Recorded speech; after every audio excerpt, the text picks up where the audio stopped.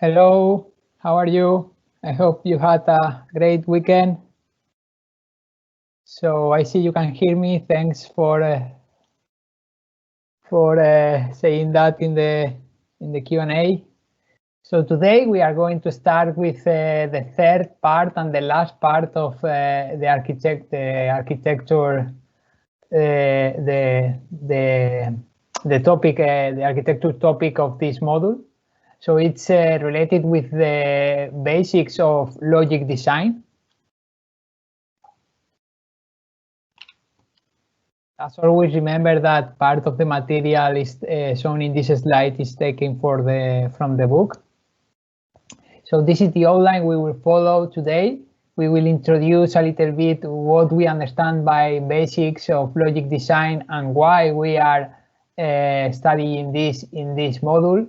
And we will jump through something called combinational logic that we will see soon what does it mean. So as a way of introduction, the aim of this part is understand how all the material we are studying in this module, how better understand it by knowing what is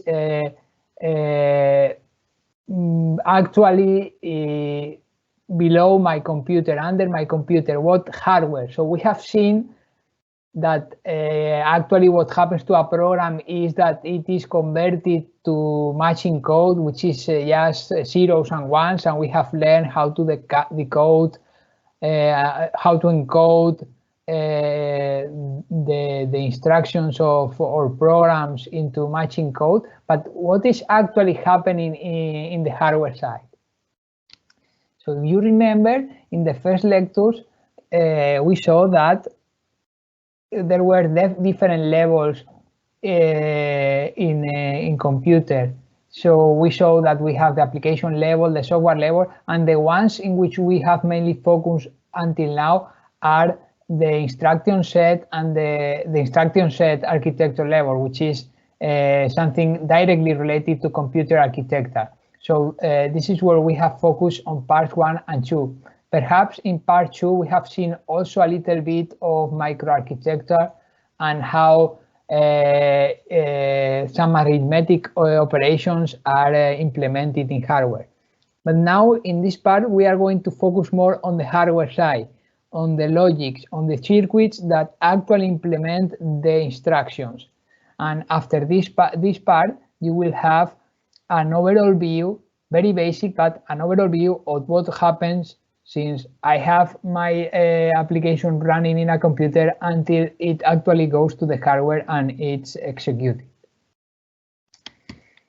Okay, so let's start with introducing what we understand by logic design or the basics of logic design. So all modern computers are digital. In the past they were analogical, but now they are digital. Okay, all the electronic inside is mainly digital. This means that they operate basically at 2 voltage levels. One is higher, the other is lower. The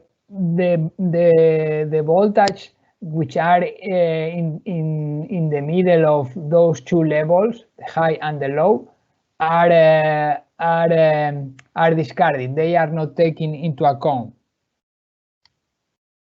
The reason why we are using binary numbers, only zeros and ones, is because of this, because computers are digital.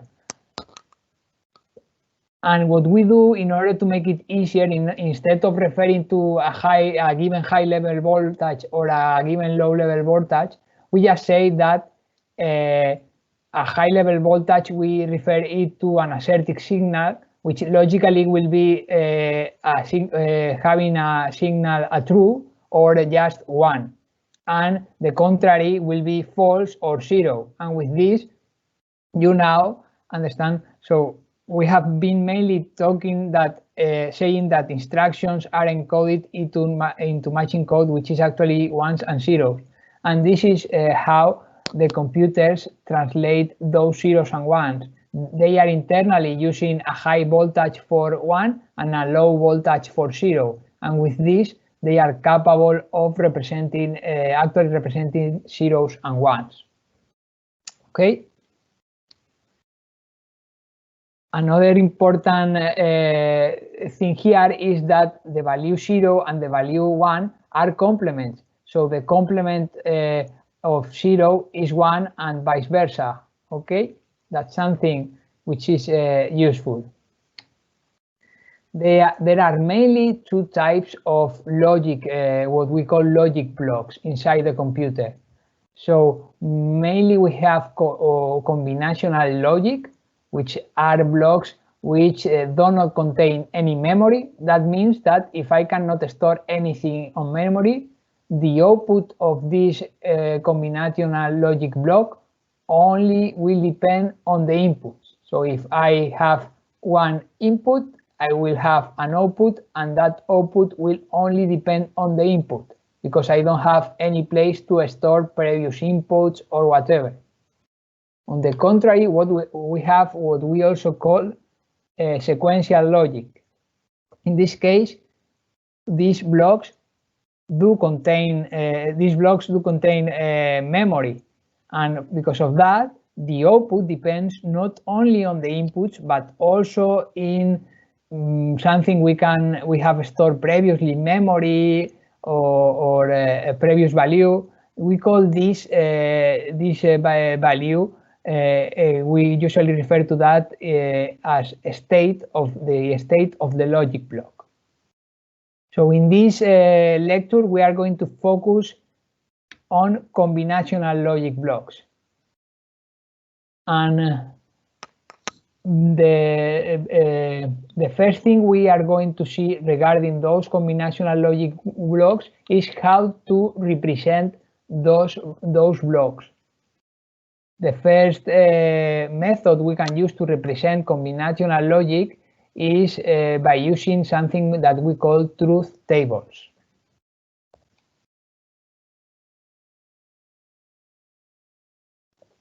As we have mentioned, in combinational logic blocks, we don't have any memory to store previous values, and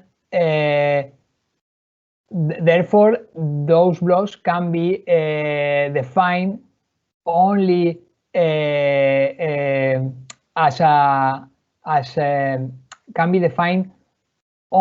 specifying for each input the possible outputs, because the output will only depend on the input. As commented, a way of giving this description is by using something that we call truth table. For instance, consider a logic function that has three inputs, let's say A, B, and C, and three outputs, D, E, and F. So let's say that the function is defined as follows. The output D is only true if at least one of the inputs is true. The output E is true if exactly two inputs are true. And the output F is true only if all the three inputs are true.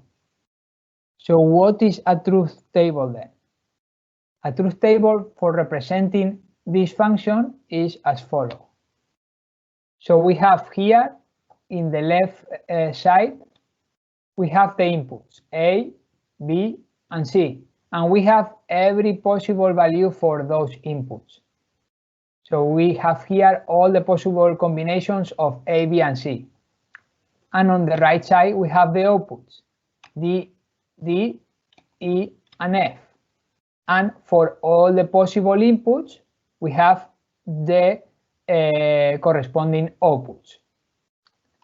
For instance, we have said that D is only true if at least one input is true in the function that we are considering as an example.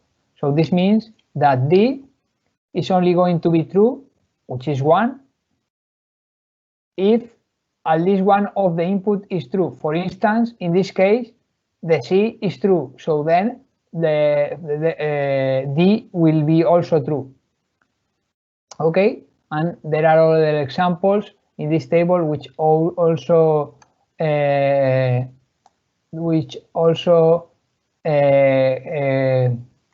meet this condition. Let's see the other output. Output E. The function says that this example function says that E is true if exactly two inputs are true. That means that if two inputs from A, B, and C are 1, then E will be also 1. So for instance, in this case, E is 1, and we have that B and C are 1. And that's why E is 1, because two inputs are true. At least two, exactly two inputs. So if we have three inputs, this condition will not be met. Okay, and then the third condition for this function was for the output F. F is true only if all the three inputs are true. This is the easiest one probably, because F is 1 only if the three inputs A, B, and C are 1. So this table will represent the logic function that we have defined in the previous slide. And this, we call this truth table, and is a possible way of representing logic functions.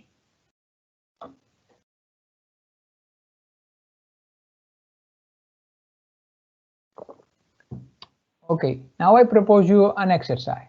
So consider a logic function, in this case, with three inputs, A, B, and C, but now only one output, output F. And now imagine that the function is defined as follows. So F is true if C is not true and B is true, or F is true if A is true and B is not true. So would you be able now to complete the truth table for this function F? I'm going to give you some time, okay? And I'm going also to add the link for a form in the Q&A, okay? So I give you 3 minutes, and I'm going to paste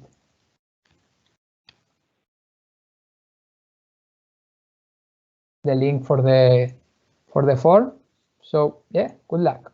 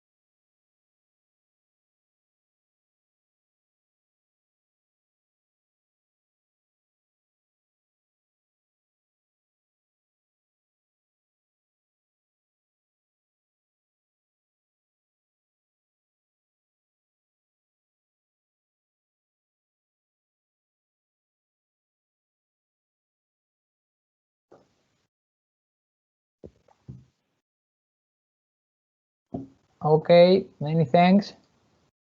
So I see a lot of responses coming. Yeah, they seem more. Yeah, they seem that it seems the responses are right. So let's check then. So the truth table for that function is as follows. We are going to explain what. So f is true if c is not true and b is true. So in this case, f is true if c is not true and b is true. That happens in this row and also in this other row. So c is true and b is c is not true and b is true. Okay, so this only happens in those two columns. In those two columns are the only ones in which we have 1 at b and 0 at c. Okay, and the next condition was f is true if a is true and b is not true. So in this case, f is true if a is true and b is not true. And this only happens in those two rows. Okay, clear? I think this is not complicated, so this is easy. So let's see now some advantages of truth table. So they can completely describe a combinational logic function, as we have seen. But the problem is that if that logic function is a little bit more complicated, the size of those tables will be very large, and maybe it's not easy to understand easily. So,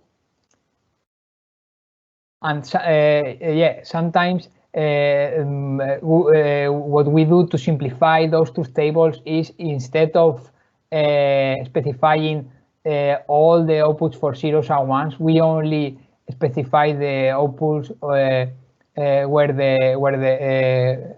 we only specify the outputs where those outputs are 1. By doing this, we remove all the 0 outputs, and we the size of those truth table is a bit smaller. But well, there are other methods that we can use alternatively to these truth tables that sometimes are better. For instance, we can also use Boolean algebra to represent those combinational logic blocks. Case, we are using the typical Boolean operators. So remember that we have the OR operator, which is represented by a cross, and it's like an OR, a logical OR. And in this case, if we do the OR of two variables, as you know, it will be 1 if either of these variables is 1. And then we have the other logical output, which is AND, which is represented by the multiplication dot. And in this case, only if we do the logical product of two variables, of two logical variables, where the result will be 1 only if both inputs are 1. That means that if in this case A is 0 or B is 0, then the result will be 0. And only if A is 1 and B is 1, the result will be 1. Okay, this is something we already know. And the third of logical operator that is one of the most popular is the negation, the not. And in this case, if we have a logical variable which is 1, then the negation will be the inverse and it will be 0, and vice versa. Okay, so with those three typical operators, OR, and NOT, and the two possible values, which are 0 and 1, we can also represent specify logic functions. So there are some useful laws in Boolean algebra that I think you already know, but we are going to review. We have the identity law. So if I do an OR of a logic variable with 0, the result will be that logic variable. And if I do a logical product of a variable and I do a logical product with 1, the result will be the same logical variable. Okay. Then we have also the 0 and 1 laws. That means that if I do the logical sum and I add 1, the result will be always 1. And if I do the logical product of 0, the result will be 0. Then we have the inverse laws. If I do the logical sum of a variable and its negation, I will have the result will be 1. And if I do the logical product of a variable and its negated value, the result will be 0. We have also the commutative laws. They mean that it doesn't matter if I add 1, but if I do the logical sum or the logical product of two variables, the order doesn't matter. This is similar to what happens with the product, with the regular product, the decimal product and the decimal sum. We have also, like in sum and in addition and multiplication, we have also the associative laws, which are displayed in this slide. Those associative laws are valid for the logical sum and the logical product. I think this is clear. And we have also the distributive laws, which are also similar to the ones that we have in the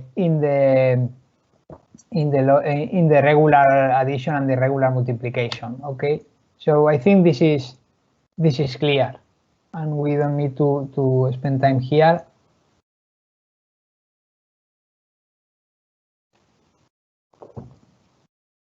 Okay, so let's see an example to show you how do we represent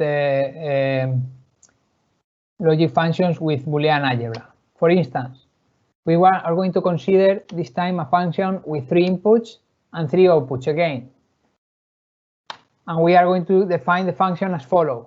So D is true if at least one of the inputs is true, E is true if exactly 2 inputs are true, and F is true only if all the 3 inputs are true. So then let's see the logical equations for those logic functions. For instance, for the logic function D, the equivalent equation D will be as follows. So we see that D is true if at least one of the inputs is true. So we are going to use the logical sum here. That means that, for instance, imagine that A is 1. If A is 1, this will result in 1. If B is 1, this will result in 1. If C is 1, this will result in 1. So if any of those values, A, B, or C, is 1, then the result of this operation will be 1. We can also have the truth table for this output, which is the one we have seen in the previous slide regarding the truth table. And we see that in red is where this function is going to result in 1 and only is going to result 0 when all the 3 inputs are 0. Okay? So this is the same we have represented before with this truth table, but now using Boolean algebra. Let's see now the other equation, which is a bit more complicated. So E is true if exactly 2 inputs are true. So that means that if, for instance, in this case, A is 0, B is 1, and C is 1, then E will be true. In the second case, if A is 1, B is 0, and C is 1, then the output E will be true. And here, the last combination we can do is that A is 1, B is 1, and C is 0, and that with that we will have also a 1 as a result in the equation E. So again, this is the same truth table we have used previously, and we can also represent this equation in using this truth table. You see here that the values that has 1 at E are the ones in red, and you see that those values are represented by those three components of the equation. Okay, and then the last equation, F, is more simple. So F is true only if all the three inputs are true. So with this formula here, with this equation, if one of A, B, or C, if C is 0, then the result of F will be 0. And we can also, similarly to the ones we have shown before, we can represent this with a truth table, which is actually the same we have used in the previous slides. And we see here that the only value when we have F equal to 1 is when all the three inputs are 1. Okay?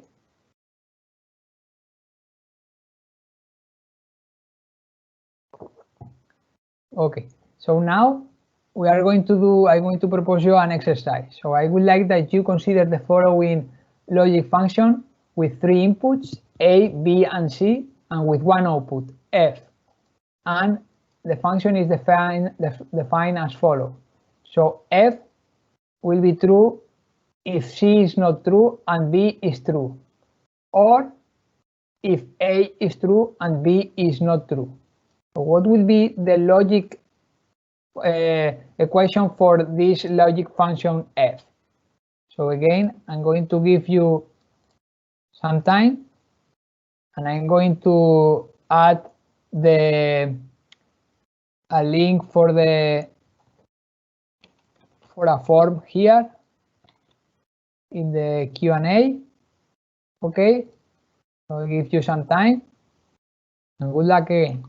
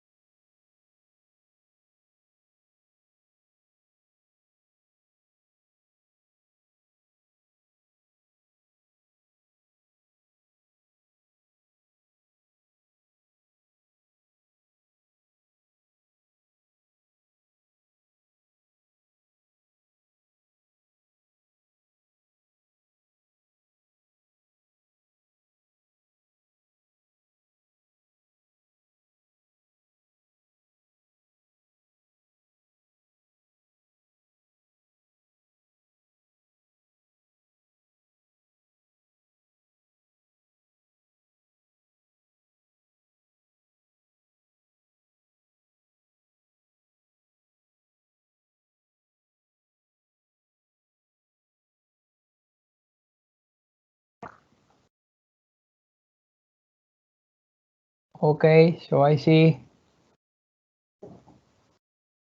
that almost all the responses seems to be correct. Okay, so let's check what is the correct one.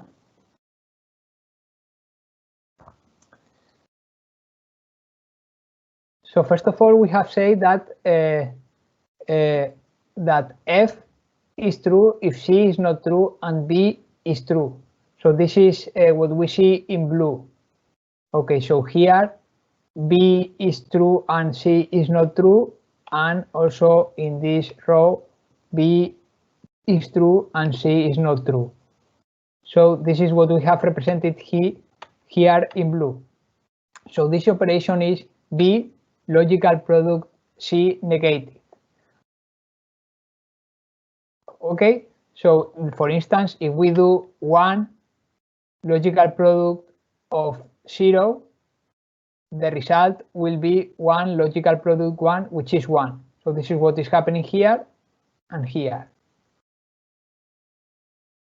Okay, so then we are saying that the other condition was that F will be true also if A is true and B is not true. So in this case, we do the same. So here A is true, B is not true, F is true. In this row, similarly, A is true, B is not true, F is true. And similarly, we can achieve this by doing A logical product B negated. For instance, if A is 1, logical product 0 negated is 1, then logical product of 1 by 1 is 1. Make sense?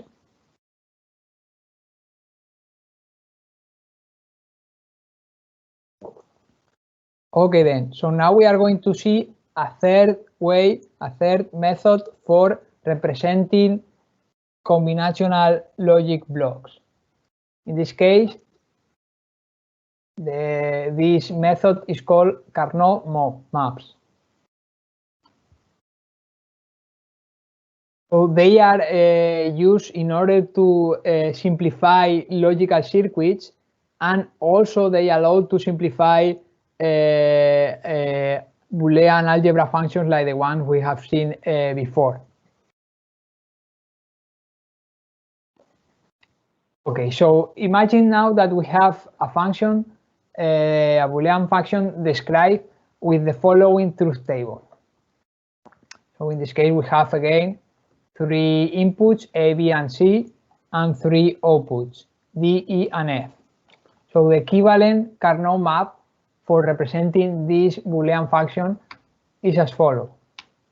So initially, we have a Carnot map for D. Okay, so here we are only representing D.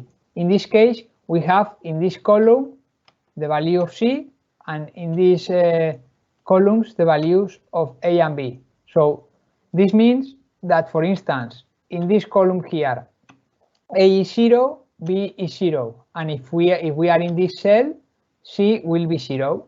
So then we will have that when A is 0, B is 0, C is 0, we have that D is 0. So when A is 0, B is 0, and C is 0, we have that D is 0. And in any other place, we see that D is 1. So we just put 1 in any other place. Okay? Notice that we can also from the truth table, we can get the Carnot map, and we can also from this Carnot map, we can also have the equivalent logic equation that we have seen previously. And this is the logic equation we have seen previously. Okay, so with this we have the 3 methods we have seen in this slide. So the truth table, the Boolean algebra, and the Carnot map. Okay, so this is only for the Carnot map for the output D. Let's see now for the output E. So again, we have here the values for A and B, and here the values for C. And what we do is exactly the same. So we look at each input A, B, and C, and at the output, in this case from the column E. So here we only have ones in this row, for instance, when A is 0, B is 1, and C is 1. So A is 0, B is 1, and C is 1. So here we put a 1. And we do the same with the other ones. And this is an easy way of representing the same function with using a Carnot map. And with this Carnot map, we can also get the logic equation that we got in the previous slide, okay, which has 3 ones, which are actually each one refers to one of those 3 lines. Okay then, so for the final output F, we have the same. We have a Carnot map. In this case, we have only one where all the 3 inputs are 1. So in this case, here A is 1, here B is 1, and here C is 1. So, and then we place in that cell a 1. And similarly, we can get the logic equation that we have mentioned before. Okay, so notice here something interesting. So here, instead of having 0, 0, 0, 1, 1, 0, and 1, 1, we have first the 1, 1. Why we are doing this? If you see, if we invert those 2 values and we put the 1, 1 here, from one state to other, from one column to the next one, only one value changes. So from here to here, only the value of B changes. From here to here, only the value of A changes. And from here to here, only the value of B changes. Okay, this is helpful for implementing this in hardware, because it's easier to represent only one change. This method is called reflected binary code, or also reflected binary or gray code, after the person who invented this, which is Frank Gray. And as I have mentioned, it's useful because from one value to the other, there is only a difference in 1 bit. Okay, and this is helpful when later when we want to represent this with hardware. So consider now, we are going to consider now the following truth table, and we want the equivalent Carnot map. Okay, so we are going to do this step by step. I'm going to give you some time, and later I will explain the solution. I don't have a form for this because the form doesn't allow me a way of showing the Carnot map in the form, but I will explain the solution here. So you could try it, and later I will explain the solution here.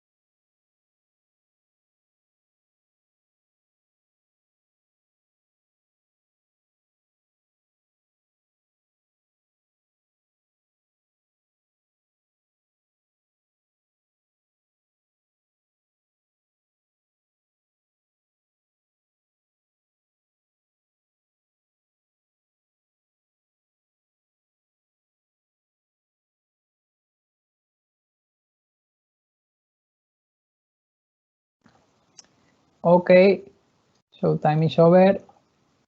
Let me explain now how we have done this.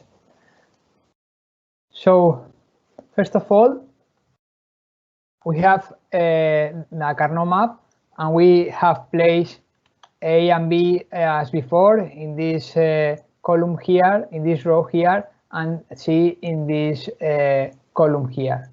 So then we go just value by value. So in this case, we see that we have a 1 here when A is 0, B is 1, and C is 0. So we go to this value, to this cell when A is 0, B is 1, which is this cell, and then C is 0, which is here. So here we put a 1. And then we will do the same with the other. So for instance, here we have a 1, and this is A is 1, and B and C are 0. So A is 1, and B and C are 0. So we put a 1 here. And the next one is this. So A and C are 1, and B is 0. So A is 1, B is 0, and C is 1. So we put a 1 here. And the last one is this, in which A and B are 1 and C is 0. So A and B are 1 and C is 0. So with this, we have the 4 ones that we have in this truth table. Now we have represented in the Carnot map. And with this, we can also get the logic equation. For instance, so with this row here, A is 0, B is 1, C is 0, we have that F is 1. So this is represented by this part of the equation. And then the next part of the equation is represented by this value when A is 1, B is 1, and C is 0. So we have this value here. Okay.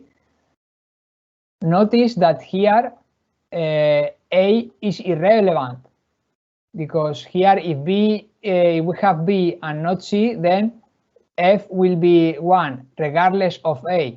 Okay, you see that those two parts are the same, and therefore as those two parts are the same, we can remove A. This is actually what we have done here. Okay, we have removed here A. And this is something that we can also do thanks to the Carnot map. So we can get directly to the solution by using the Carnot map, because in the Carnot map we see, okay, when is F1? When we have, we see that the value of A, so here A is 0 and here A is 1. So then that means that the value of A is irrelevant. It doesn't matter. The only values which matter here are the ones which are changing, and the values are the ones which are not changing. And here we have that C is 0, you can see here, and then we have also that B is 1. Okay, and that's with this Carnot map we can directly reduce the logic equation, and this is why Carnot maps are useful, because they allow us to more easily reduce simplify the logic equation. Now let's go to the other part of the equation, A and not B. So we have here that when A, regardless of the value of B, when A, regardless of the value of C, sorry, when A is 1 and B is 1, we have that F is 1. This is actually represented here. This is also represented here in the Carnot map, and this is what we have in the final equation. Okay.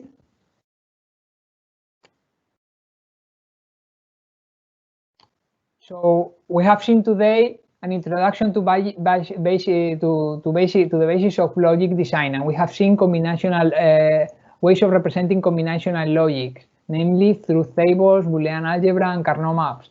In the next lecture, we will continue with the combinational logic, but in this case, we are going to see real hardware. We will see gates, decoders, and multiplexers in order to represent the functions we have seen today. Okay, so let me see if you have any question. So I see some questions referring to the exam, to the class test. So I will be, I am preparing a mock exam with some questions. In this case, we have already finished the part 1. So I'm preparing a mock exam that I will publish on Canvas with potential questions for the final class test regarding the part 1, the instructions of the language of the computer, okay, regarding the instructions. So those questions will be something similar to what we have seen both in the lectures and in the labs.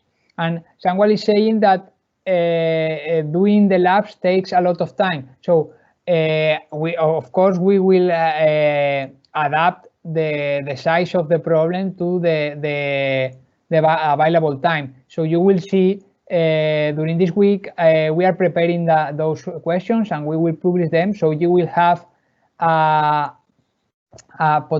potential questions regarding the exam for the part 1, and we will be doing the same for part 2 and part 3. So once we finish part 2, that is finished as regards of lectures, but we still have to do the lab for the part 2, then we will publish again potential questions, and we will do the same for the third part. So don't worry, you will have potential questions for all the parts of the test, and you will know beforehand what you could expect in the final exam. Okay, so yeah, I will publish that during this week. Let me check if I see. Someone is asking if it is mandatory to watch the lab videos. So lab videos tutorials are just for you if you understand everything which is done in a lab. So you don't need to watch them. This is just if you feel that you want more information. Okay, all of these questions were regarding the class test and the overall of the mode. Okay, so it's time now. I will continue replying some of your questions here in the Q&A, and remember that the ticketing system is always ready for you in order to answer your question. Someone is mentioning we will have reviews on lectures. Yes, the last 2 lectures will be for reviewing material, and we are also preparing some videos reviewing all the parts of the module. Okay, so yeah, thank you very much for listening. I hope you have enjoyed the lecture, and if you see you tomorrow. Have a nice rest of the day, and yeah, bye bye. Thank you so much. See you.